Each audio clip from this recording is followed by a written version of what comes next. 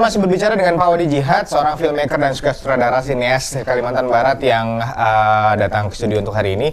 Kalau tadi kita berbicara soal awal mula, kemudian kenapa memilih dunia film dan kenapa menjadi sutradara, saya sekarang bertanya soal karya. Karya pertama yang dibuat sebagai seorang sutradara apa? Masih ingat?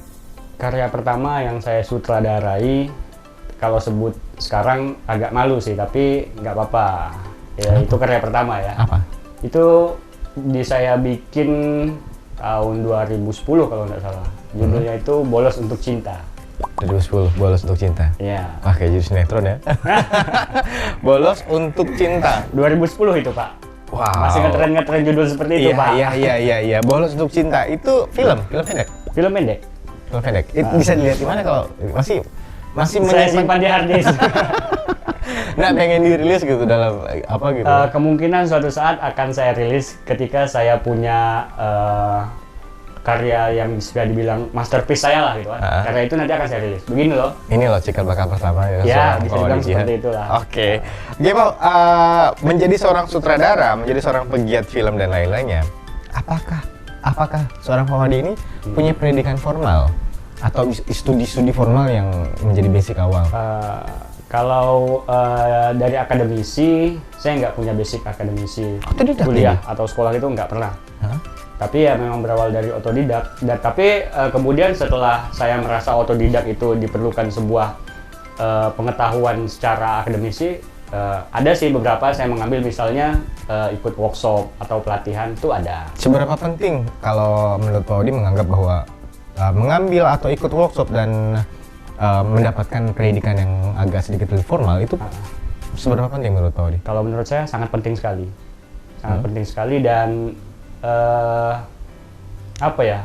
ketika kita di pendidikan formal kita akan diajarkan misalnya secara sangat dasar sekali bagaimana entah dari film itu lahir atau dari cara produksi dan bagaimana sih men-treatment diri kita pribadi untuk menjadi seorang yang apa kita mau di dalam divisi sebuah film.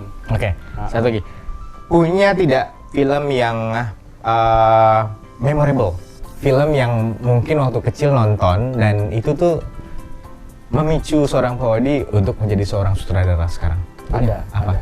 Police Story Jackie Chan yang pertama. Waduh, Jackie Chan ya, Police Story yang pertama tahun 80. Tahun 90-an ya?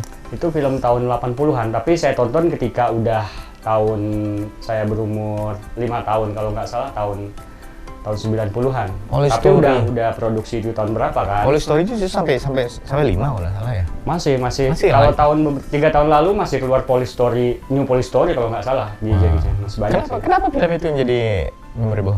Ya karena ketika kecil waktu saya di kampung, ya orang-orang kampung saya suka nonton Jackie Chan. Oke. Ya, perkiraan. Pemirsa, Pak Wadi ini lahir pada 7 Juli, betul ya? Ya, 1988 di Malikian. Pertanyaannya adalah Malikian itu di mana? Saya baru dengar masalahnya. Tadi sempat dapat info katanya Malikian itu di daerah Mempawah ya? Iya, Mempawah. Tepatnya di mana sih? Memang nggak familiar sih Malikian tuh. Biasa kalau saya kenalan sama orang Malikian ya kalau orang tahu Semudun ya disitulah dia. Semudun? Iya, Semudun. Di sekitar, berarti masih di wilayah Semudun? Iya, masih di wilayah Semudun. Berapa Tapi jauh? kalau untuk teritori ya, Semudun itu kan udah masuk di daerah Singkawang. Nah, kalau Malikian itu sebenarnya masih ke daerah Mempawah. Tapi kalau mau untuk di mana itu Malikian ya di Semudun. Berarti Malikian itu Semudun ya? Oke. Dan dari Malikian dan akhirnya bisa hijrah ke Pontianak, kemudian membuat karya-karya dan memutuskan untuk berkarir di sini di Pontianak. Itu sejak kapan? Tahun berapa? Mulai untuk harus fokus di dunia ini. Ya, kalau hijrah ke Pontianak tentu ketika saya SMA ya, karena saya SMA-nya di sini, tinggal di tempat abang kalau nggak salah, abang sepupu kan. Habis itu mulai kerja sambil sekolah. Ya dimulai dari teater itu sendiri. Sambil sekolah dan ikut komunitas teater gitu kan. Memutuskan untuk harus fokus di dunia film.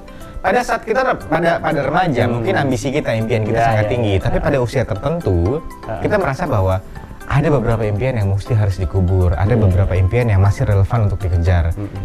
Dan ini keputusan yang tidak mudah menurut saya pribadi, memutuskan untuk fokus di bidang yang kita di Pontianak atau di Kalimantan Barat ini ini bukan menjadi sesuatu yang prioritas ya. Kenapa? Iya.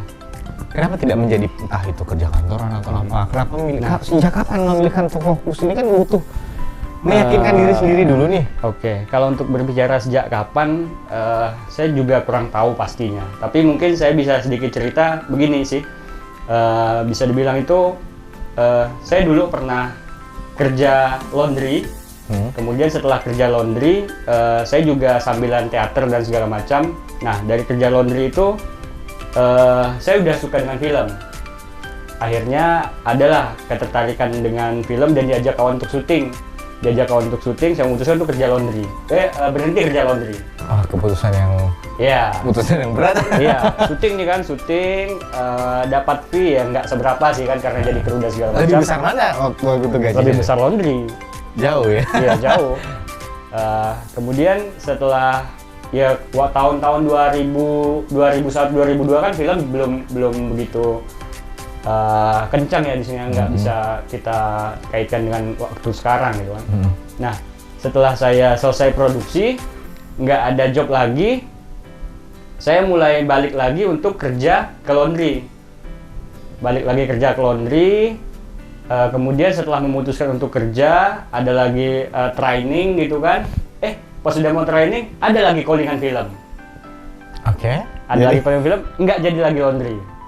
Kerjain film lagi. Nah, kemudian sudah selesai itu film, nah habislah lagi duit ya kan dan segala macam kan. Pengen balik lagi nih. Saya sempat mau ngelamar di sebuah perusahaan kurir gitu kan, kalau JNE atau kayak gitu lah kan. Lamar lagi, dapat lagi panggilan. Setelah dapat panggilan, ada juga panggilan untuk film. Jadi batalkan lagi. Dan sampailah sekarang saya di film. Sebenarnya arah tangan saya di film, ya udah. Okay. Jadi sampai akhirnya ngerasa bahwa ternyata selalu ada yang mengarahkan seorang Kowadi untuk kembali lagi ke film. Iya, bisa dibilang seperti itulah. Mungkin diarahkan sama Tuhan. Diarahkan sama Tuhan ya, itu urusan yang di atas ya.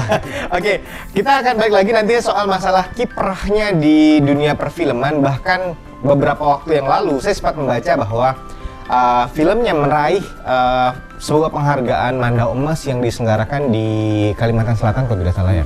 Kalimantan Selatan, nanti akan kita bahas lebih detail sebuah film, salah satu filmnya, dan ada lagi beberapa film lain yang mungkin akan dihadirkan. Saya penasaran tentang kenapa banyak sutradara yang memilih jalur film festival sebagai membentuk karirnya. Nanti akan kita tanya setelah yang berikut ini.